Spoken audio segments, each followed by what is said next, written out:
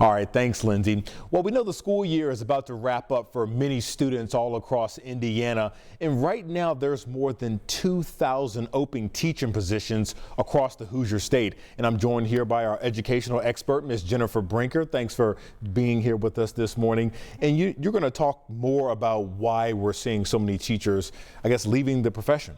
Yeah, really, Matthew, it boils down to three reasons that people are leaving education. That's lack of pay, lack of respect, and then poor working conditions. And you said pay, that was the first thing you said. Is there anything that I guess that can be done to maybe offer teachers more money when it comes to salaries? There can. Those are more legislative issues, honestly, and appropriately funding it. And there have been some efforts into raising salaries, which have been appreciated. But still, Indiana is ranked 44th in the nation for how they pay their teachers. And I know some people think, well, that's because it doesn't cost a lot to live in Indiana. We rank 35th in cost of living. So there's still a gap there. And listen, I know too many teachers that are having to work second and third jobs to not only support their family, but also to pay off those expensive loans they probably had to take on to become a teacher. Yeah. So it's not adding up. Yeah, certainly not. And I know one of the things you also mentioned at the beginning was lack of respect.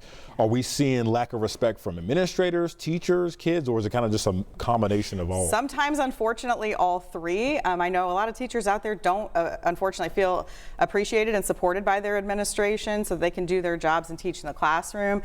Certainly an increased amount of disrespect out of students. But really, what's bothering, I think, educators the most is lack of respect from parents. And, I've been in the field for 20 years. Parent phone calls home when we need their assistance and help with something can look a lot different now than it did 20 years ago. And so we're often met with hostility, and that lack of support or respect, that can really weigh on an educator. I think that's well said. And I guess lastly, when we look at this as a whole, I know you mentioned, some of the changes like salaries has to be done at a legislative level, but is there anything that we can do, I guess, at a local level to kind of really maybe impact things? Additionally, legislators can appropriately fund. They have some good ideas on the table right now to boost learning for Indiana students, but appropriately funding that and planning that out needs to happen. And then just as parents, realize we're on the same team. We're all here for kids. Nobody went into this for the money or anything, but we're trying to make a difference. So maybe start those conversations in a respectful tone. And I will say, at the end of the day, I love my job.